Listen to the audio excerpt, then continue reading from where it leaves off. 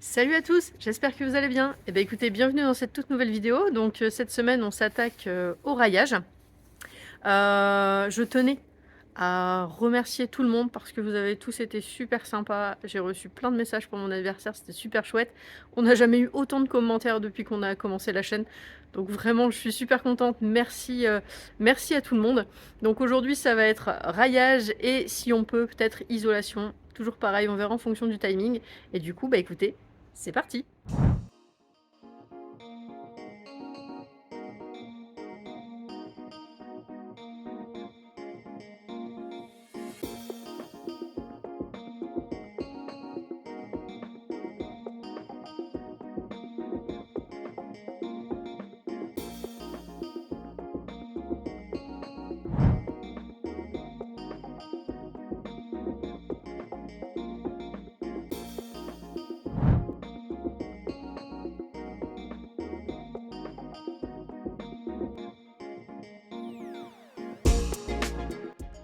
Donc voilà, ici j'ai fini cette cloison là. Donc là vous voyez effectivement ici on a un petit peu plus de 60 normalement. On met des montants tous les 60 puisque les plaques font 1,20 m, ce qui permet de renforcer au centre.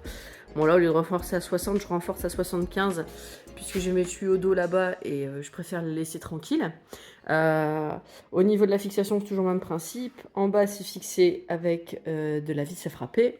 Et en haut, alors on a pu se reprendre dans un rail, donc ça c'est merveilleux. Quand on peut pas, bah, ça peut être colle et cheville molly. Mais là en l'occurrence, on a pu se prendre directement dans le rail, donc c'est avec de la vis à placo. Et donc en fait, je vous montre tout ça parce que, bah, vous voyez cette partie ici, et ben là il n'y a rien de fixé au sol. Il y a rien de fixé au sol. Et là ici, bah, pour redescendre, c'est un petit peu, c'est pas forcément évident. Je vous montre, regardez. Vous voyez ici, là si je mets mon montant ici comme ça, j'ai rien pour me reprendre nulle part. Donc on va faire un petit bidouillage. Je vous montre comment moi je fais, si ça peut éventuellement vous aider vous. Sans dire que ce sera forcément parfait, mais ça fera parfaitement le taf. Donc là ici vous voyez, j'ai placé un montant à blanc. Donc bon, il ne tient pas du tout hein, forcément. Donc là-haut je peux effectivement sertir. Ici, je n'ai rien pour sertir. Alors, on va venir mettre un rail ici en travers. Je vais vous montrer comment je le mets. Mais je pense qu'il vaut mieux que je maintienne celui-ci d'abord. Et donc, pour ça, ce que je vais faire, c'est que je vais mettre un rail en travers de celui-ci et celui-ci à la bonne hauteur pour qu'il puisse venir se prendre en appui, que je puisse le fixer et qu'il ne bouge plus.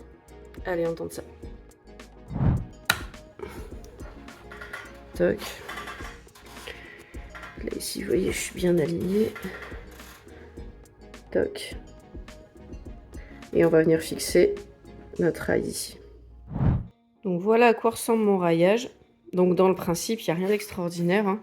Vous avez la longueur ici qui est grosso modo de 44 cm, qui est la distance qu'on a du coup d'un montant à l'autre. Et ensuite, on a hop, les petits plis ici qui vont venir se fixer sur chacun des montants pour rester comme on le souhaite.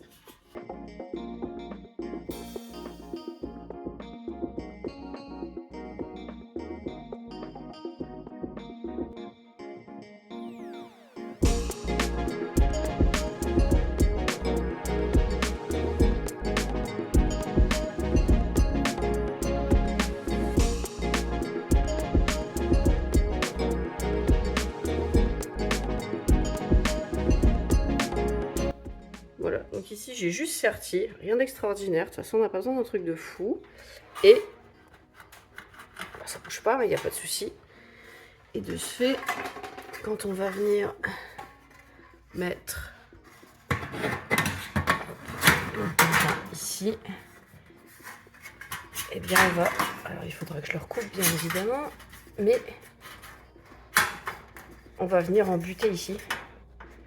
Et donc après bah, ça bouge plus quoi. Donc voilà, ici c'est fixé dans le rail du bas, fixé dans le rail du haut avec une vis, c'est serti et c'est bien de niveau. Donc tout roule. Maintenant on va faire la même chose ici. on pourra mettre des montants là et la cloison sera ok. Donc voilà le pliage que j'avais fait tout à l'heure. Donc on avait le rail qui partait vers le bas pour se reprendre dans les montants. Sauf que bon, là je pourrais, mais là je ne peux pas. Donc du coup j'ai décidé, bonne ou mauvaise idée on verra après, j'ai décidé de le faire comme ceci. Donc ici ça va venir contre et je vais le visser dans le montant. Et là-bas, je pense que je vais retirer la vis et je vais le faire passer derrière. Et je pense qu'au moins ça sera bien costaud. Donc c'est parti.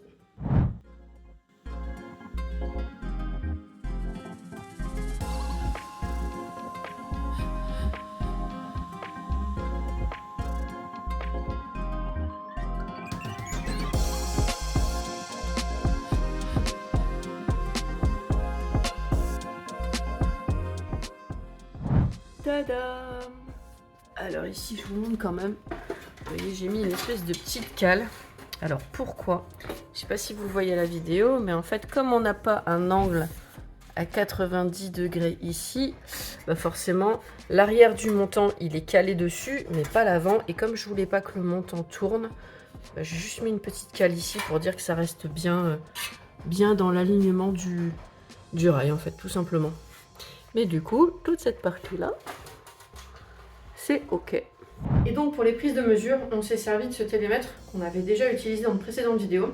Là, c'est la marque qui a voulu renouveler son partenariat avec nous puisque c'est un nouveau modèle. Alors, c'est exactement le même que l'ancien, à la différence près que en fait maintenant on peut mesurer sur des distances jusqu'à 120 mètres. C'est pas très utile en intérieur, mais par contre pour les jardins c'est plutôt pas mal. Et la raison pour laquelle je vous le présente à nouveau aujourd'hui, c'est qu'en fait là pour les Prime Days qui ont lieu les 16 et 17 juillet, la marque va faire 20% de remise dessus. Donc si jamais vous avez besoin, n'hésitez pas à aller checker le lien à ce moment-là et ça vous permettra de bénéficier de la remise. Et on va vous présenter à nouveau les 2-3 façons de s'en servir, vous montrer un petit peu tout ça. Donc ici au niveau de l'utilisation, vous avez l'écran d'accueil. Donc on va vous montrer les fonctions dites principales. Donc ici on a les prises de mesure. Donc là, hop. Donc là je prends la mesure uniquement sur l'avant. Donc là hop, je pointe. J'ai ma distance qui s'affiche. Et ensuite, vous voyez ici on a les petits logos. Ça montre bien qu'on commence à mesurer à partir du haut du laser. Sauf que quand... Voilà, là on commence à prendre à partir de... Enfin, on prend sur l'avant et sur l'arrière. Donc du coup, on en revient à ce qu'on vous avait déjà présenté une première fois. On a ici et ici. Et ça, c'est super bien. C'est quand on veut prendre des mesures sur le haut parce qu'on n'a pas besoin de se baisser pour prendre les hauteurs. Et du coup, on a les deux mesures qui s'affichent. Et on a aussi... l'angle, parce que si vous voulez bien prendre votre mesure, il faut bien être à 90 degrés. Donc du coup, ça permet d'éviter d'être un peu de travers. Donc ça, c'est pas mal. Ensuite, on va avoir... Alors, on vous montre en gros, parce que le but, c'est pas non plus de... Il y a cette fonction-là qui est pas mal, qui est une prise de mesure constante. C'est-à-dire, je vais fixer mon point. Voilà, là j'ai la mesure qui s'affiche. Et si je recule, il s'arrête. Et hop, je m'arrête. Il me réindique tout de suite la mesure. Ça, c'est pas mal aussi. Ensuite, on va avoir les calculs de superficie en mètres carrés.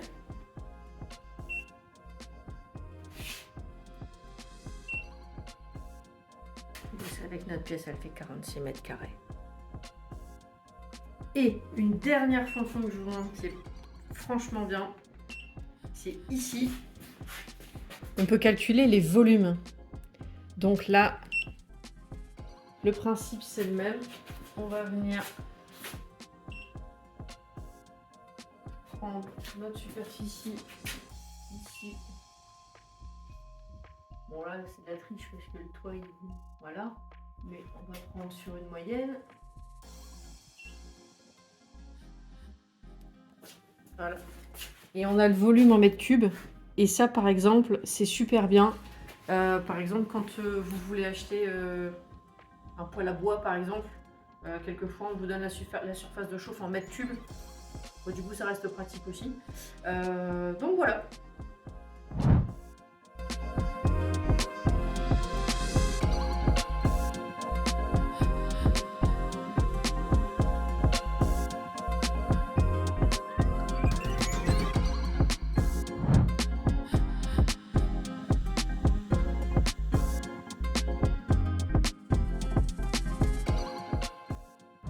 Donc maintenant que nos rails au niveau du sol sont posés, on a repositionné le laser, donc j'ai l'emplacement pour le rail au niveau du plafond. Sauf que quand on est tout seul, c'est pas toujours évident. Donc je voudrais essayer de vous montrer comment moi je fais pour me débrouiller toute seule en système D. Donc du coup ce que je fais, c'est que au niveau du sol, je prends un autre rail que je viens mettre dans l'autre sens, ici, pour avoir un appui en fait. Et donc le rail faisant 3 mètres de long, c'est franchement pas évident. Donc je prépare une troisième main.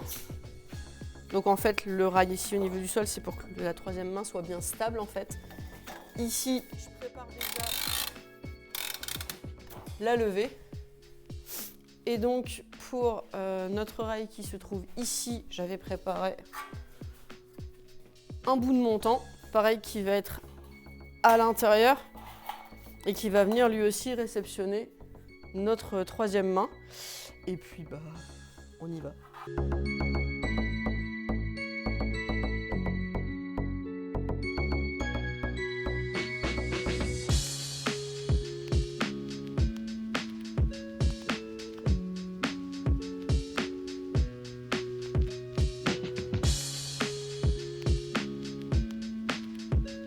Voilà, donc là au moins c'est à minimum maintenu. Ça bouge pas trop, c'est serré mais pas trop, pour que je puisse toujours faire mes réglages sur mon laser sans trop galérer. Mais au moins voilà, ça permet quand on est tout seul de se débrouiller un peu, parce que sinon c'est vrai que c'est pas évident. Une troisième main ça coûte 25 €, sauf si vous prenez des super marques. Franchement c'est bien d'en avoir au moins une. Donc du coup ici on est effectivement bien aligné avec notre laser, donc ça franchement c'est la vie, on peut dire ce qu'on veut, c'est quand même top. Et pour la fixation au plafond, bah, c'est toujours la même chose en fait, comme on a nos montants qui passent tout du long jusqu'au bout, bah, on sait pertinemment qu'entre les vis, on peut venir se prendre directement dedans. Ça évite la colle, ça évite les chevilles mollies, enfin il y a juste à visser, c'est bonheur. Donc bah on enchaîne et c'est parti.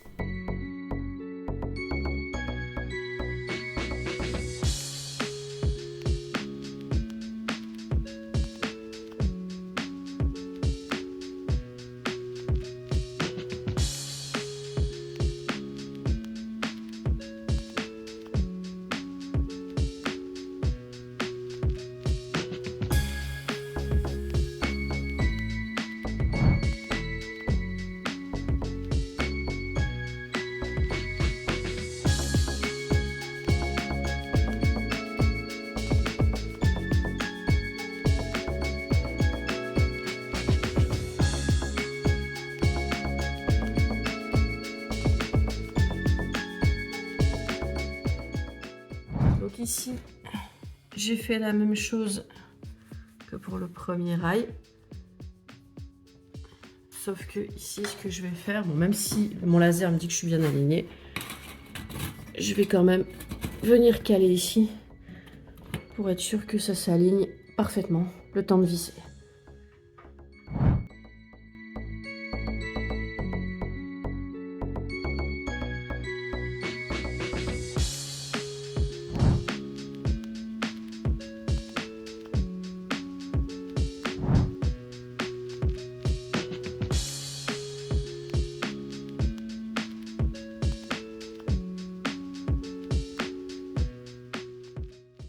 Alors je vous montre, vous voyez ici mes montants, ils sont bien alignés.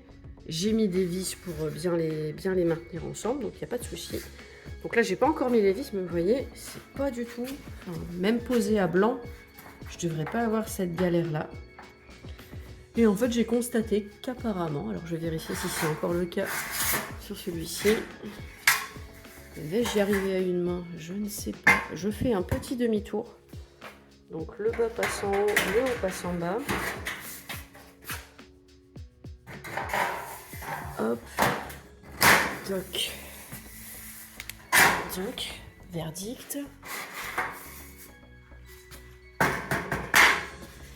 Voilà. Je comprends pas. Je ne sais pas pourquoi ça fait ça.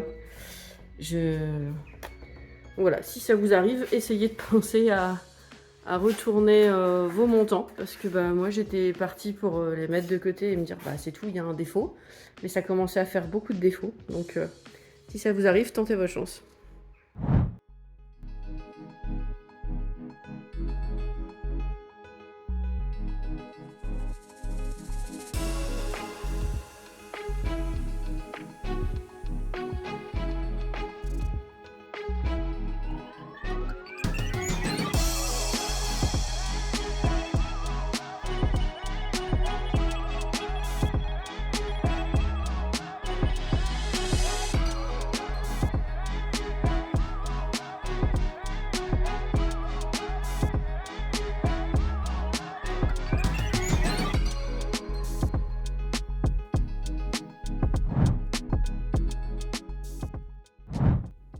Et bien écoutez, c'est sur ces images que va se finir notre vidéo. Alors on aurait aimé pouvoir vous en montrer un peu plus.